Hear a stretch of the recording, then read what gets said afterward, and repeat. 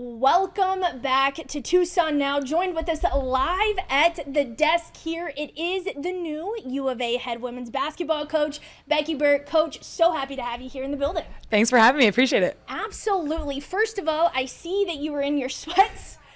This is a first alert action day. I just gotta, how are you doing as you were walking in that 100-degree heat? I put this on as I walked in here, but my office is really cold, so I dress a different way for sitting in the office than I do outside. So I can understand that. Yes. I have long sleeves on, so I don't think I can really talk.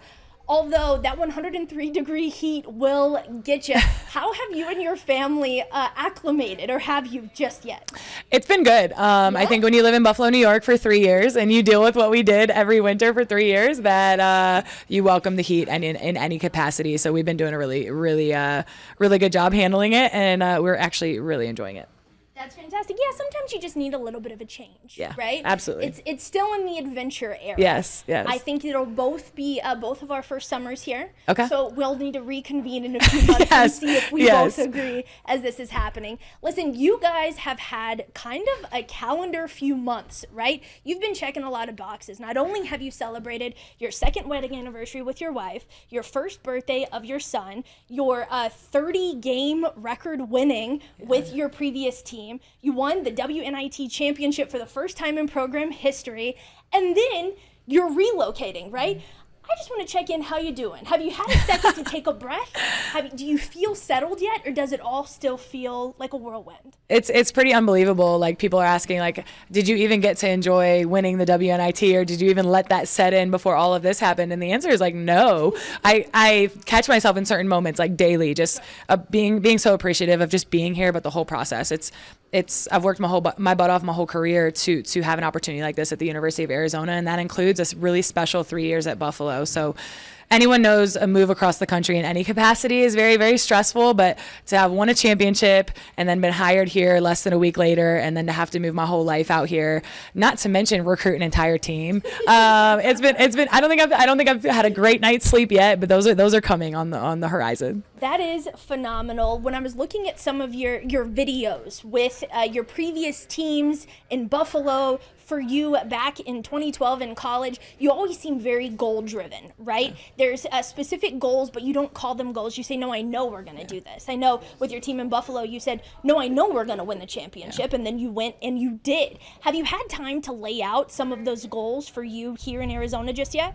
Yeah, the goals are simple at this level. It's Big 12 championships and national championships. That's the level that we're at. That's the elite tier of schools that we want to be mentioned with in the entire country, and bring this program back to national prominence where it belongs. And we have everything in place to do that. So I'm really, really excited. The goal is a national championship. And I've never been somewhere as a head coach. As a player, I was somewhere where we could say our goal is a national championship. And I've never been at a place where you could realistically say the goal is a national championship as a head coach. So to be at a place where that is actually the goal is really, really exciting to me.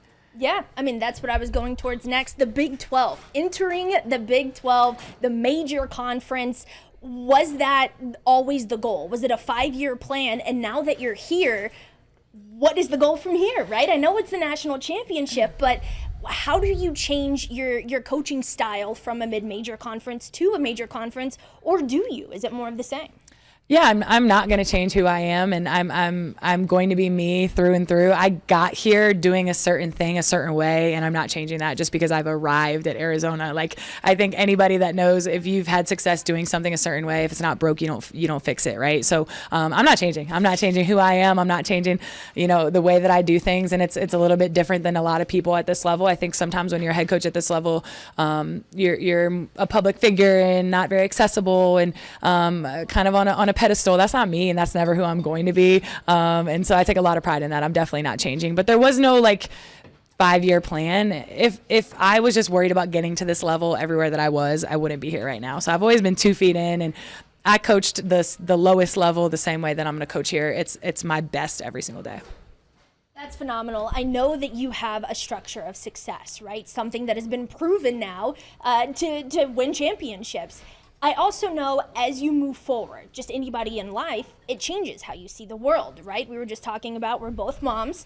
I know when I had my sons, it completely changed exactly who I was, how I see the world, how I interacted with people. Is that the same way for you, and has that changed your coaching style or relating to these players in any way? I don't think it's changed my coaching style at all. I think everyone was like, it's going to make you so soft. You're going to soften up, Coach Burke. And maybe a little bit. I don't think too much. But the relationship with my players through him has been is so transformative, just because like they get to see me with him. They get to see a different side of me. But then me seeing them with him is inexplainable. You know, they're important. They're really, really important. The people around our program are very important to his life and how he's shaped and how he's molded, because he's going to be around them every single day. So that's another thing I think in recruiting that I'm taking into like consideration is like, would I want my son around this player? And I think that's really, really huge. But no, yeah. That's makes complete sense, right? Your son is going to be looking at these players the way that you have been on record talking about people like Allen Iverson as a player, right? Saying that you had his shoes. I know that affected how you grew up in the game of basketball, but can you talk a little bit about coaches that you may look at? Are you looking at Allen Iverson's coach, Coach Thompson? Are you looking at other coaches? Or are you just trying to make your own way in your own identity?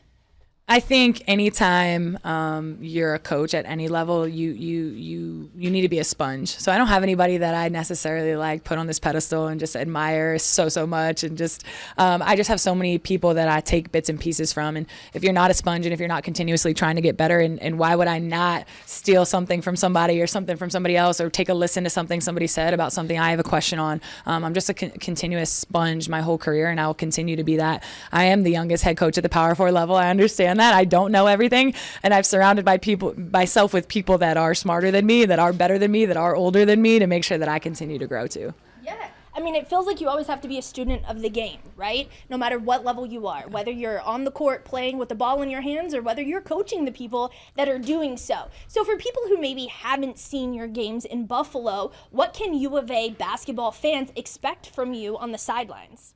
Ooh, high energy. We call it spicy. Like, I'm spicy over there. Our team is going to be spicy on the court. I'm a little bit spicy on the sideline, passionate, fist pumping, flexing, having fun with it. You know, nothing in a cocky way or anything. I have fun, and I'm passionate, and I'm competitive, and you're going to see that on the sideline, and it feeds off onto our players on the court. But you're also going to see me challenge them and get after them and be hard on our players too, because that's how I coach. That makes sense. I did see somebody say you were coached hard, which turns you into a hard coach, and it sounds like you take pride in that. It seems like a recipe for success here. Before we go, do you want to let U of A fans know anything? What's your message to them? I would say continue showing up for this team, continue showing up for this program. This is a special place with really special people in a special city, and like the goal is a national championship. And we don't do that just with our program and the people that are in our inner circle. We do that with the entire city of Tucson. I want to meet everybody. I want to be out in the community, and I want them to continue to support these young women, because it's crucial to our success. Absolutely. Once again, the new head coach of the U of A women's basketball team, Becky Burke. It's been a pleasure chatting with you. Thank you so much. Absolutely, guys. We are going to go ahead, take a short break.